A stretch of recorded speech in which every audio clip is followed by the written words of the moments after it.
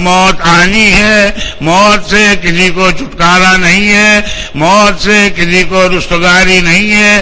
قرآن پاک کے اندر ہے کل نفس ذائقۃ الموت، ہر انسان کو موت کا مزہ چکھنا ہے، ہر ایک کو دنیا سے چلا جانا ہے۔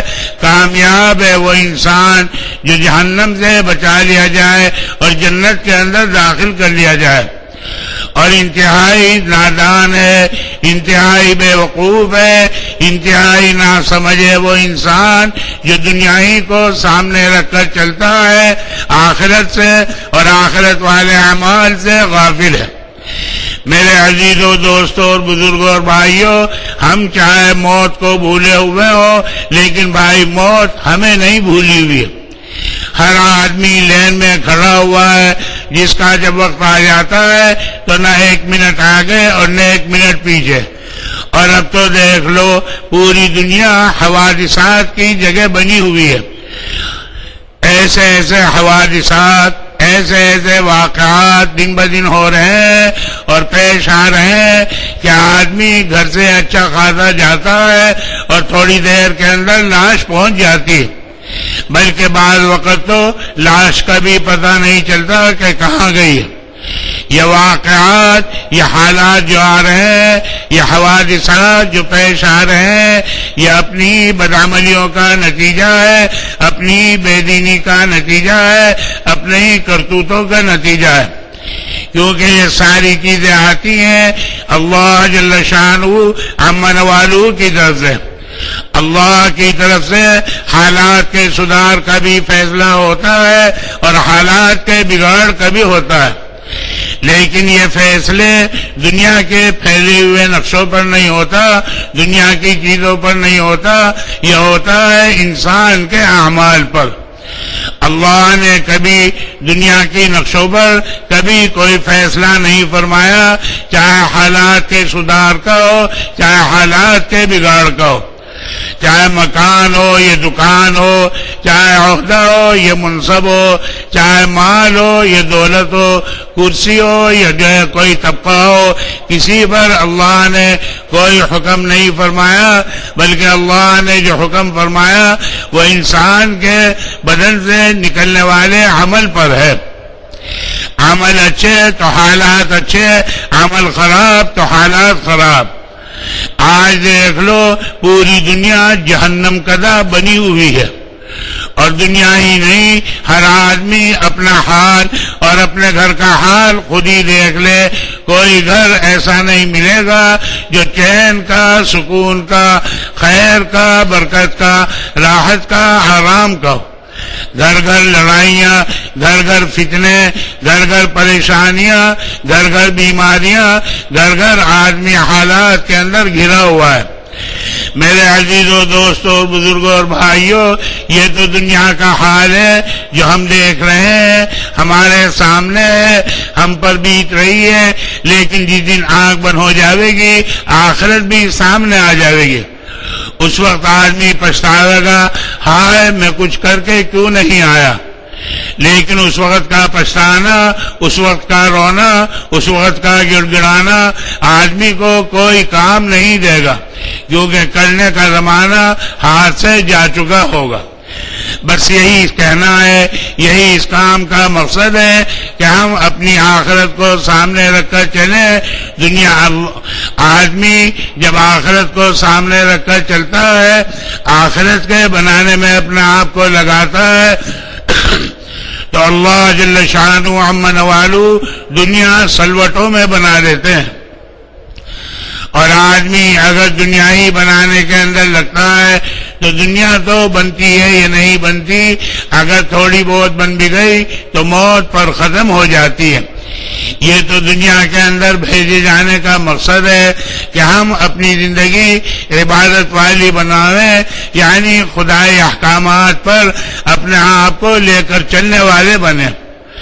ہر نمونہ ہمارے لیے نمونہ نبی کی ذات عالی ہے، کیسے نبی نے کس عمل کو کس وقت میں کس طریقے سے کیا، اس کو سیکھنا ہے، اس کو سمجھنا ہے، اس پر چلنا ہے، اس کو اپنانا ہے۔ نبی ہی کے راستے کے اندر اور نبی ہی کے طریقے کے اندر کامیابی ہے۔ میرے عزیزوں، دوستوں اور بزرگوں اور بھائیوں، یہ تو انسان کی پیدائش کا مقصد ہے۔ وما خلقت الجن والانس الا ليعبدون، کہ جنات کی اور انسان کی جو پیدائش ہے وہ اس کی عبادت کے لیے ہے۔ اگر ہم اللہ کے سچے بندے بن کر زندگی گزار رہے ہیں تب تو ہم کامیاب ہیں، فائز المرام ہے، اور اگر غفلت میں لاپرواہی میں زندگی گزار رہے ہیں تو اپنے ہی لیے کانٹے بو رہے ہیں۔ اللہ ہماری حفاظت فرماوے۔ اور خدا پاک نے انسان کے اندر کچھ ضرورتیں بھی رکھی ہیں اور ان ضرورتوں کے پورا کرنے کا حکم بھی دیا ہے۔ کھانے پینے کی ضرورت ہے، لباس کی ضرورت ہے، مکان کی ضرورت ہے، شادی بیاہ کی ضرورت ہے اور سواری کی ضرورت ہے۔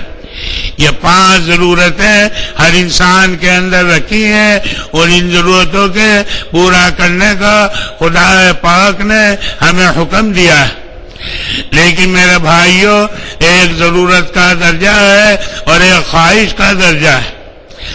اگر ہم ان ضرورتوں کو ضرورت کے درجے میں رکھیں تو خدا پاک ہماری ان ضرورتوں کو بہت آسانی کے ساتھ پورا فرما دیتے ہیں، اور اگر ہم ان ضرورتوں کو خواہشات کے درجے میں لے جاویں، اپنی جی چاہی، اپنی منمانی کے درجے میں لے جاویں، تو دنیا کے اندر آج تک کسی کی خواہش پوری نہیں ہوئی ہے، کیونکہ یہ دنیا خواہشات کے پورا کرنے کی جگہ نہیں ہے، یہ تو ذمہ داریوں کے پورا کرنے کی جگہ ہے۔ خواہشات کے پورا کرنے کی جگہ وہ آخرت ہے، اور یہاں تو ایک خواہش ختم ہوتی ہے تو دوسری خواہش سر ابھار دیتی ہے، موت آ جاتی ہے لیکن انسان کی خواہشات پوری نہیں ہوتی۔ اس لیے میرے عزیزوں، دوستوں اور بزرگوں اور بھائیوں، وقت تھوڑا ہے، اس لیے یہ عرض کرنا ہے کہ اپنی آخرت کو سامنے رکھو، اپنی آخرت کی تیاری کرو۔ خدا پاک ہمیشہ کی کامیابی، ہمیشہ کی عزت، ہمیشہ کی سربلندی نصیب فرمائے گا۔ اللہ ہم سب کو قبول فرماوے اور موت تک ہم سب کو اخلاص کے ساتھ دین کے کام میں لگے رہنے والا بناوے۔ اب یہ چند نکاح ہیں اور یہ نکاح یہ بھی خدا پاک نے اس کو پورا کرنے کا حکم دیا ہے، یہ ایک عبادت ہے۔ اگر ہم نبی کے طریقے پر کریں گے تو پھر یہ نکاح یہ بھی سنت کے طریقے پر کریں گے تو اس کے اندر بھی نورانیت، روحانیت، برکت ہوگی، اور بھائی جی چاہی پر کریں گے تو پریشانیاں ہوں گی۔ میرے عزیزوں، دوستوں، بزرگوں اور بھائیوں، اس کے اندر جو دیکھا جاتا ہے وہ دینداری کو دیکھا جاتا ہے۔ کامیاب ہے وہ انسان جو دینداری کو سامنے رکھ کر چلتا ہے، اور ناکام ہے وہ انسان جو دنیا کو سامنے رکھ کر چلتا ہے۔ حدیث پاک کے اندر آتا ہے فاظفر بدینک تربت یداک، کہ کامیابی حاصل کرو اپنے دین کے ساتھ، دین پر چلنا یہی کامیابی ہے، اسی کے اندر عزت ہے، اسی کے اندر فلاح ہے، اسی کے اندر خوشنودی ہے، اور اسی کے اندر چین سکون ہے، اور بے دینی کے اندر پریشانی ہے، حیرانی ہے، اور جو ہے ذلت اور رسوائی ہے۔ اللہ ہمیں صحیح سمجھ نصیب فرماوے اور ہمیں آخرت کا فکر و نصیب فرماوے اور ہمیں اس کی تیاری کرنے والا بناوے۔ تیار ہے بھی سب تیار ہے؟